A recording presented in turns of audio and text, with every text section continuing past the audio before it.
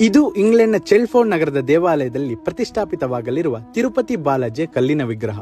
ಸುಮಾರು 71 ಇಂಚು ಎತ್ತರ ಹಾಗೂ ಸುಮಾರು 750 ಕೆಜಿಯಷ್ಟು ತೂಕ ಇರುವ ಈ ಸುಂದರ ಮೂರ್ತಿನ ಕೆತ್ತಿದವರು ಇನ್ಯಾರು ಅಲ್ಲ, ನಮ್ಮ ಭವ್ಯ ಭಾರತದ ಕನಸಾಗಿದ್ದ ಅಯೋಧ್ಯ ರಾಮ ಮಂದಿರದ ರಾಮಲಲ್ಲಾ ಮೂರ್ತಿಯ ಕರ್ತ, ನಮ್ಮ ಹೆಮ್ಮೆಯ ಶಿಲ್ಪಿ ಶ್ರೀ ಅರುಣ್ ಯೋಗಿರಾಜ್ ಅವರು. ಇವರು ನಮ್ಮ ಕರ್ನಾಟಕದವರು ಮಾತ್ರ ಅಲ್ಲ, ನಮ್ಮ ಮೈಸೂರಿನವರು ಅಂತ ಹೇಳ್ಕೊಳ್ಳಕ್ಕೆ ತುಂಬಾನೇ ಹೆಮ್ಮೆ ಇದೆ. ಇದು ನಮ್ಮ HD ಕೋಟೆ ಬಳಿ ಸಿಗುವ ವಿಶೇಷ ಕಲ್ಲಿನಿಂದ ಕೆತ್ತಿದ ಮೂರ್ತಿ. ಈ ಕಲ್ಲಿನ ವಿಶೇಷ ಅಂದ್ರೆ ಬೆಂಕಿ, ನೀರು ಅಥವಾ ಯಾವುದೇ ರಾಸಾಯನಿಕ ಕ್ರಿಯೆಗಳಿಗೂ ಪ್ರತಿಕ್ರಿಯಿಸುವುದಿಲ್ಲ.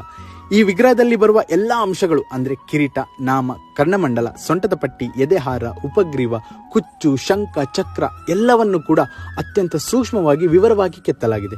ಇದನ್ನೆಲ್ಲ ಹೊರತುಪಡಿಸಿ ನಾನೇನು ಹೇಳೋದಂದ್ರೆ, ಈ ಕಲಾವಿದರ ತಲೆಯಲ್ಲಿ ಬಂದ ಕಲ್ಪನೆ, ಅದನ್ನ ಜೀವಂತಗೊಳಿಸಲು ಬೇಕಾದ ಶ್ರದ್ಧೆ, ಜೊತೆಗೆ ಬಹುಮುಖ್ಯವಾದದ್ದು ತಾಳ್ಮೆ, ಎಲ್ಲವೂ ಕೂಡ ಅನಂತಕ್ಕೂ ಮೀರಿದ ಸಾಧನೆ. ಕೌಶಲ್ಯಗಳು ಎಷ್ಟೇ ಇದ್ರೂ ತಾಳ್ಮೆ ಹಾಗೂ ಶ್ರದ್ಧೆ ಇಲ್ಲ